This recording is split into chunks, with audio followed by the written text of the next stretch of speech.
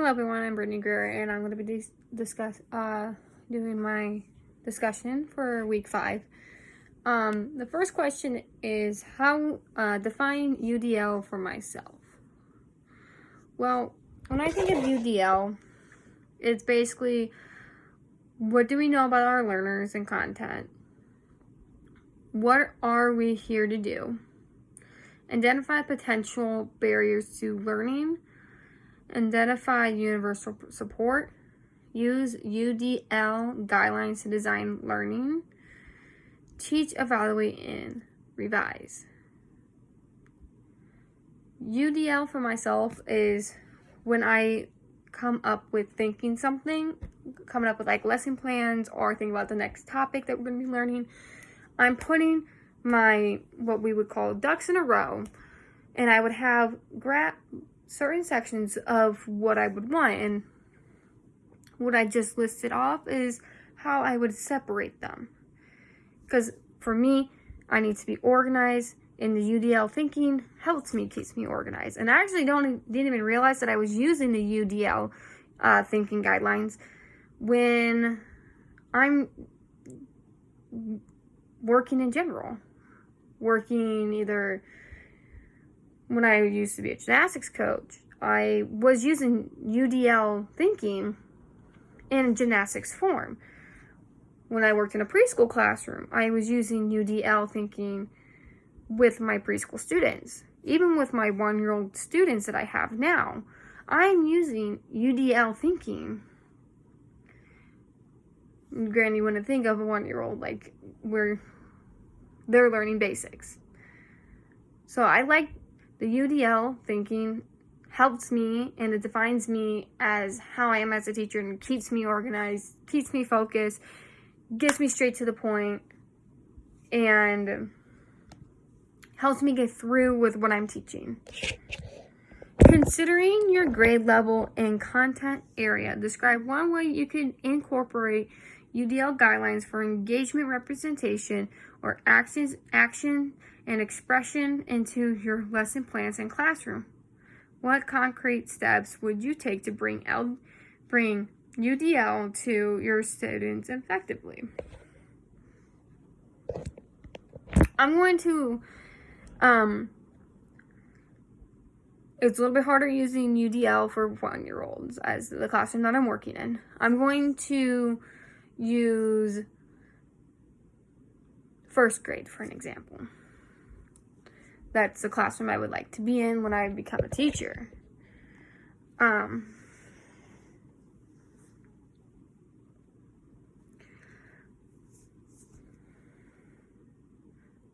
Writing. I'm going to use the subject writing. We're going to be learning how to write a complete sentence, not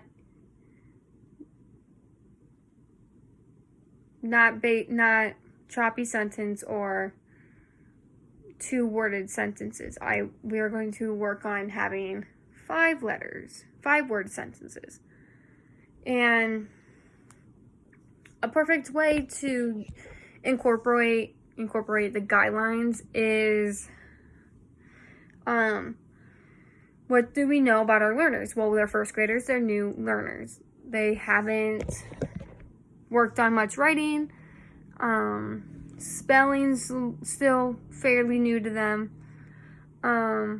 What are we here to do? We're here to learn how to write full sentences, complete sentences, which is my favorite animal is cats. Understanding how to start a sentence, how to end a sentence, how to make the sentence flow and sound like a complete sentence and not my favorite cat.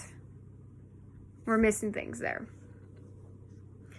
Identify potential barriers to the learners. Capitalization, writing the sentence, spelling, and punctuation. Identify your universal supports. Sending home worksheets to the parents to help their learners and students practice writing sentences with them. Have them brainstorm sentences. Bring in other teachers, like the second grade teacher. I remember when I was growing up and I was in first grade, they would send our work to the second grade teacher, and then the second grade teacher would come back and say, wow, this is either really good or this is what we need to work on. Teach, evaluate, and revise.